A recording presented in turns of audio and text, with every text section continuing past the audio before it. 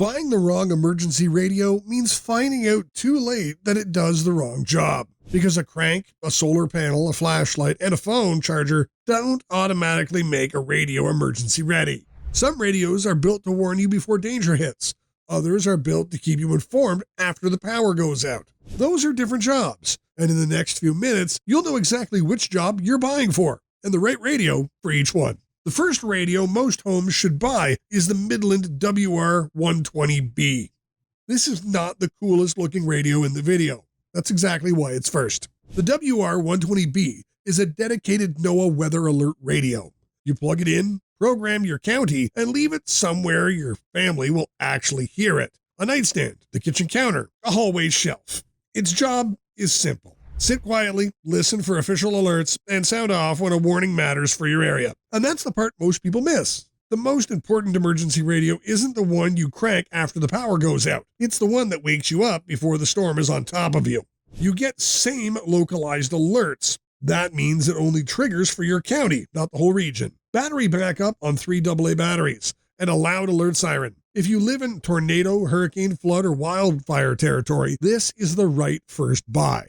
The mistake is thinking any radio with a weather band does the same thing. A regular AM/FM radio with NOAA reception can inform you when you turn it on. But if it can't alert you automatically, it's not doing the home warning job. The honest downside, it's not portable in the fun way. No flashlight, no crank, no phone charging. And you do need to set it up, test it, and keep batteries in it. If you want a nicer tabletop version with AM/FM and alarm clock features, the Midland WR400 is the easy upgrade. But the core safety tool is the WR120B. And if that just changed which radio you were about to buy, hit like. It's the only time I'll ask, and it puts this video in front of the next person about to buy the wrong one. Now, the WR120B has one obvious blind spot. It's a home radio. Once the power's out, or you need something you can carry, that's the next radio's job.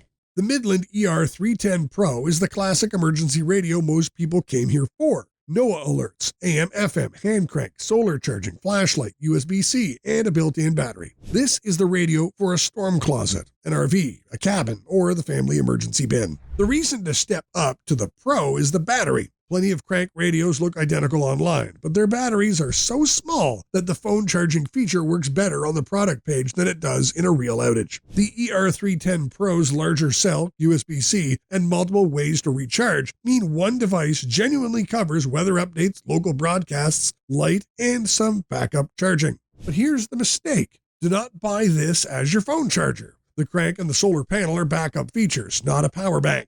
Think of it as a radio first, a light second, and a charger third. The downside is price. Usually around $100 when it's in stock, and it gives up the removable AA backup some older models have. If you want that, the regular Midland ER310 is the cheaper alternative. Now, if this is more than you want to spend, don't grab the cheapest crank radio with the biggest claims. The budget pick should be boring on purpose. So if you're on a budget, get the Midland ER10 VP. It's a compact AM, FM, and NOAA weather radio with weather alert, a flashlight, a headphone jack, and AA power. That sounds basic, and basic is exactly what makes sense at this price. This is the radio for a kitchen drawer, a glove box, an apartment kit, or a dorm room. Because here's the budget category mistake.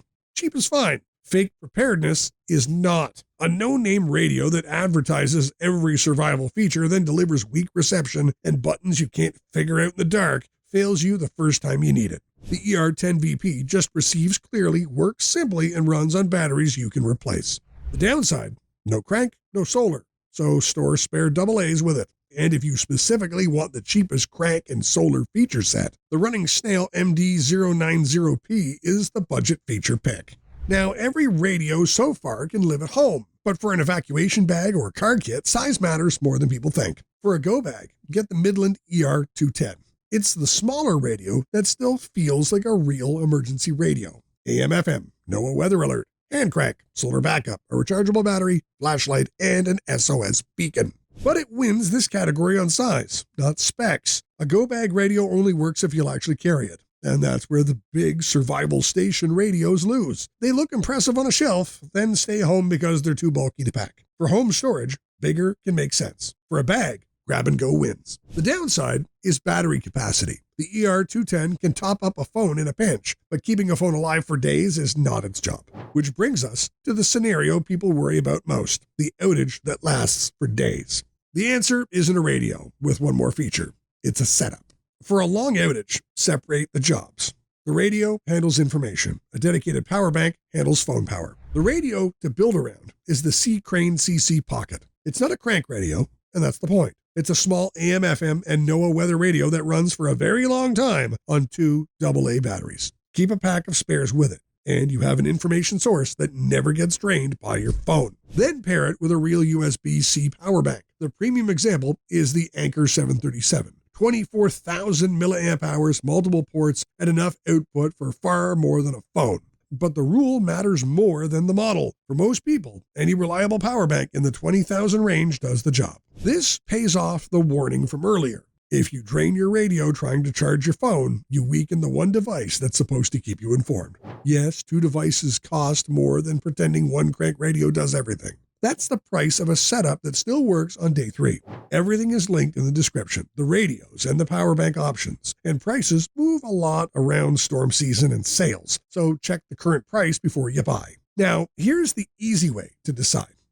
For most homes, buy the Midland WR120B first. For one all-in-one outage radio, get the ER310 Pro. On a tight budget, get the ER10 VP. For a car or a go bag, get the ER210. And for multi-day outages, pair the C Crane CC Pocket with a real power bank. The rule is simple. Buy for the emergency, not the feature list. Alert radio for the house, portable radio for the bag, separate power for long outages. Do that, and the next time the sirens matter, you won't be the house that finds out its radio does the wrong job. And if you also need to talk when the cell towers go down, the best GMRS radios that do that are on screen now.